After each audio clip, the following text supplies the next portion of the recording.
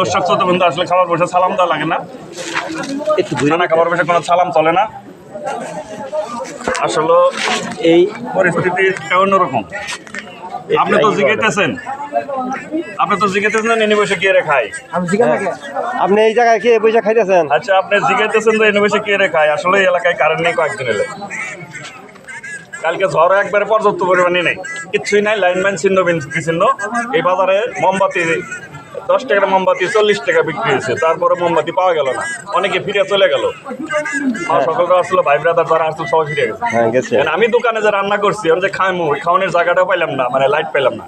এই জন্য অতীতে যে সরকার ছিলেন জননেত্রী প্রধানমন্ত্রী শেখ হাসিনা, আমরা ফ্যাসিস্ট বলে তাকে দেশটা তাড়াইয়া দিছি।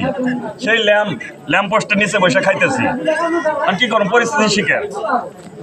দেশের অবস্থা তো এরকম হাল অবস্থা হয়ে আছে। আসলে কি বলবো, বলার কিছু নেই। বিবেক বিচার আপনাদের কাছেই, আপনারা বিচার। ওকে ওকে, সবাইকে ধন্যবাদ।